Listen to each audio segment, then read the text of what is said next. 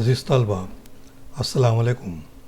10वीं जमात साइंस और टेक्नोलॉजी हिस्सा दुआम, सबक नंबर 1 तवारीस और इर्तिका, हेरिडिटी एंड इवोल्यूशन। आज हम इस सबक के दूसरे हिस्से का मुताला करेंगे। ज़रा याद कीजिए, हमारे निज़ाम में अपेंडिक्स उज़ू का क्या काम है। हमारे निज़ाम में अपेंडिक्स उज़ू का कोई काम नहीं है। हमारी अकलदाड़ क्या वाकई ग़िज़ा चबाने मदद करती है? जवाब है जी नहीं। डायनासोर जैसे कविल जुस्सा जानदार ज़मीन पर क्यों नापैद हो गए? इसके जवाब में जो वजूहात, उनमें सबसे बड़ी वजह माहौल में तब्दीली। कुछ हैवानात और परिंदों की कई किस्में क्यों ख़त्म हो रही हैं? इसका जवाब है अचानक माहौल में होने वाली तब्दीली। इर्तिका इवोल्यूशन। इर्तिका यानी मरहलेवार तब्दीली या तरक्की। ये अमल बहुत ही सुस्त रफ्तार और जानदारों की तरक्की ज़ाहिर करने वाला अमल है। इर्तिका के ताल्लुक से खला में मौजूद सैयारों से लेकर ज़मीन के जानदारों में आई तब्दीली तक कई मराइल पर गौर करना ज़रूरी है। कुदरती इंतखाब के नज़रिए के मुताबिक जानदारों की इम्तियाजी खुसूसियात कई नस्लों तक तब्दीली के मराइल से गुजरने के बाद जिस अमल की वजह से नया जानदार वजूद में आता है, उसे इर्तिका कहते हैं। तकरीबन 3.5 अरब साल पहले ज़मीन पर किसी भी जानदार का वजूद नहीं था। हयाती ज़िंदगी के आगाज़ में बहुत ही सादा मादा तैयार हुआ होगा, फिर उससे नामियाती और गैर नामियाती सादा मरकबात तैयार हुए होंगे। आहिस्ता आहिस्ता पेचीदा मरकबात जैसे प्रोटीन और न्यूक्लियोटाइड बने होंगे। इस तरह मुख्तलिफ नामियाती व गैर नामियाती सादा मरकबात के मिलाप से बुनियादी खलिया तैयार हुआ होगा।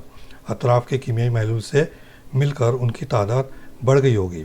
खलियात में कुछ फ़र्क वाक़ हुआ होगा और कुदरती इंतखाब के नज़रिए के मुताबिक कुछ जानदारों की नशोनुमा अच्छी तरह हुई होगी, जबकि जो जानदार अपने अतराफ़ के माहौल से हम आहंग ना हो सके वो ख़त्म हो गए होंगे। इंटरनेट की मदद से निज़ाम शमसी के सैयारों के वजूद में आने की वजह ज़बरदस्त धमाका बिग बैंग के नज़रिए की मज़ीद मालूमात हासिल करके अपनी जमात में बताइए। नज़रिए इर्तिका, थ्योरी ऑफ इवोल्यूशन।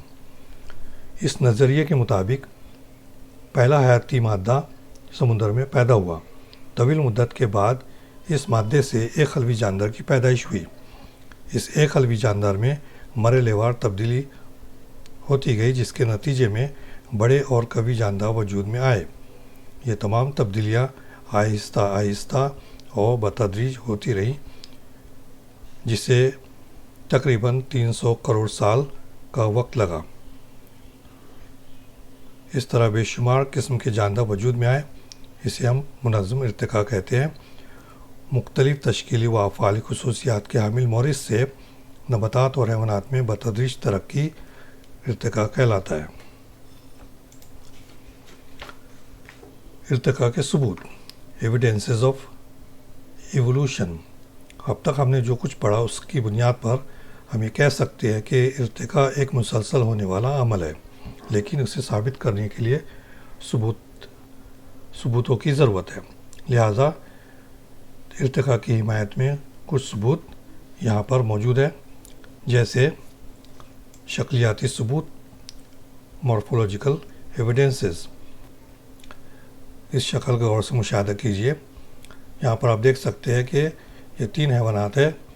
इन 3 हैवानात में कुछ यकसानियत दिखाई देती है, जैसे उनके मुंह की बनावट, नथनों की बनावट, आँखों के मुकाम, कान की बनावट और जिस्म पे जो उगे बाल है, इस सब में यकसानियत नज़र आती है। उसी तरीके से नबातात में भी जो है यकसानियत दिखाई दे रही है, जैसे पत्तों की शक्लें, पत्तों में जो रगें पाई जाती है, पत्तों के डंठल और पत्तों की जो तरतीब है, उन सब में यकसानियत दिखाई देती है। इससे पता चलता है कि इन ग्रोह की नशोनुमा एक जैसे माहौल में हुई है।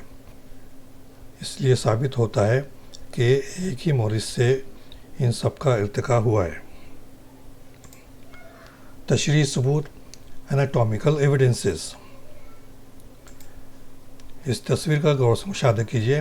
یہاں پر کچھ جانداروں کے اعضاء دیے ہیں، جیسے انسانی ہاتھ، بیل کا پیر، چمگادڑ کا پنکھ اور ویل مچھلی کے زنفے. ان تمام اعضاء میں کوئی یکسانیت نظر نہیں آتی، اور یہ تمام اعضاء جو ہے مختلف طریقے سے استعمال ہوتے ہیں اور ان کی ساخت بھی الگ ہے، لیکن ہر ایک جاندار کے عضو میں ہڈیوں کی بناوٹ اور جوڑوں میں مماثلت نظر آتی ہے. اس سے اشارہ ملتا ہے کہ یہ مماثلت یا یکسانیت ان کے آباء و اجداد کے جیسی ہو سکتی ہے. آثاری اعضاء، ویسٹیجیل آرگنز. جانداروں میں کچھ ایسے اعضاء ہوتے ہیں جو استعمال نہیں ہوتے، کیونکہ یہ اعضاء یا تو تنزل پذیر ہوتے ہیں یا پھر ان کی نشو و نما مکمل طریقے سے پوری نہیں ہوتی. اکثر جانداروں کی جسمانی جو بناوٹ ہوتی ہے وہ ایک مخصوص ماحول کے لیے مناسب ہوتی ہے، لیکن مختلف ماحول کے لیے وہ نامناسب ہو سکتی ہے. ایسی حالات میں قدرتی انتخاب کے عمل سے کچھ عضو ناپید ہونے لگتے ہیں. ایک عضو کو ناپید ہونے کے لیے ہزاروں سال درکار ہوتے ہیں. یہ ختم ہونے والے اعضاء مختلف حالتوں میں مختلف جانداروں کے جسم میں نظر آتے ہیں. کسی جاندار میں ایک عضو جو ہے کارآمد ہو سکتا ہے اور وہی عضو دوسرے جاندار میں بیکار یا آثاری عضو ہو سکتا ہے. جیسے انسانی جسم میں اپینڈکس جو ہے ایک غیر ضروری عضو ہے، لیکن چبانے والے جانداروں میں اور ایسے جاندار جو سیلولوز کو ہضم کرتے ہیں، ایسے جانداروں میں اپینڈکس جو ہے استعمال ہوتا ہے. اسی طریقے سے انسانوں میں کان کے جو عضلات ہیں ان کا کوئی استعمال نہیں ہوتا، لیکن بندر جو ہے کان کے عضلات کا استعمال کر کے کان کو ہلاتے ہیں. اس طرح دم غزہ ہڈی یعنی ریڑھ کی ہڈی کا آخری مورا، عقل داڑھ، جسم پر اگے بال وغیرہ کا شمار انسانی جسم کے آثاری اعضاء میں ہوتا ہے. رکازی ثبوت، پیلینٹولوجیکل ایویڈنسز. کچھ ایسے جاندار ہیں جو ماضی میں پائے جاتے تھے یا کروڑوں سال پہلے ان کا وجود تھا، لیکن آج وہ جاندار دکھائی نہیں دیتے، کیونکہ قدرتی آفتوں کی وجہ سے بے شمار جاندار ختم ہو گئے اور ان کے جسم جو ہے زمین میں دفن ہو گئے. جانداروں کے جسم کے باقیات اور نقش زمین کے اندر محفوظ ہوتے ہیں، انہیں رکازات فوسلز کہتے ہیں. رکازات کا مطالعہ ارتقاء کے مطالعے میں مدد کرتا ہے. رکازات کا مطالعہ ہم کیسے کریں گے؟ رکازات کے مطالعے کے لیے کاربن ڈیٹنگ کا استعمال کیا جاتا ہے. کاربن ڈیٹنگ یعنی جانداروں میں عام طور پر کاربن کے دو ہمجا ہوتے ہیں، جیسے C12 اور C14. جب جاندار زندہ رہتے ہیں تو ان میں C12 اور C14 کا جو تناسب ہے وہ مستقل رہتا ہے، لیکن جانداروں کے مرنے کے بعد کاربن کا انجذاب رک جاتا ہے اور اس طرح کاربن 12 اور کاربن 14 کے درمیان کا تناسب بدلنے لگتا ہے. کسی حیوان یا پودے کے ختم ہونے کے بعد کا زمانہ ان میں موجود C14 کی فعالیت اور C12 اور C14 کے درمیان تناسب معلوم کر کے زمانے کی پیمائش کرتے ہیں. اس کو کاربنی پیمائش زماں کاربن ڈیٹنگ کہتے ہیں. اس کاربن ڈیٹنگ کا استعمال کر کے رکازات کے زمانے متعین کیے جاتے ہیں اور اس طریقے سے جانداروں کے مشاہدے اور مطالعے کیے جاتے ہیں. یہاں پر جو ہے کچھ رکازات جو ہے دیے گئے اور ان کے زمانے بھی دیے گئے، جیسے جدید زمانہ، درمیانی زمانہ اور قدیم زمانہ. قدیم زمانے میں جن جانداروں کے رکازات ملتے ہیں وہ رینگنے والے جل تھلیے اور مچھلیاں ہیں. درمیانی زمانے میں رینگنے والے حیوانات کے رکازات ملتے ہیں اور جدید زمانے میں پرندے اور پستانیے جانداروں کے رکازات ملتے ہیں. اس طرح یہ ظاہر ہوتا ہے کہ غیر فکری حیوانات سے فکری حیوانات وجود میں آئے ہوں گے. درمیانی کڑیاں، کنیکٹنگ لنکس. کچھ جانداروں میں کچھ ایسی خاصیت پائی جاتی ہے جس کی وجہ سے ان کا دوسرے دو مختلف گروپوں سے تعلق ہو سکتا ہے، اس لیے انہیں درمیانی کڑیاں کہتے ہیں۔ مثلاً پیریپیٹس۔ پیریپیٹس میں طویل جثہ جسم اور موٹی نرم جلد اور پچھلے پیروں جیسے اعضاء نظر آتے ہیں۔ اسی طرح ان حیوانات میں جوڑدار پیر والے حیوانات کی طرح سانس کی نالیاں اور کھلے دوران خون کا نظام دکھائی دیتا ہے۔ اس وجہ سے پیریپیٹس انیلیڈا اور جوڑدار پیر والے حیوانات کے درمیانی کڑی ہے۔ لنگ فش ایک مچھلی ہے لیکن سانس لینے کے لیے پھیپھڑوں کا استعمال کرتی ہے، اس لیے لنگ فش جو ہے مچھلی اور پستانیے کے درمیان کی کڑی ہے۔ ڈک بل پلیٹیپس، یہ حیوان رینگنے والا ہے اور انڈے دیتا ہے۔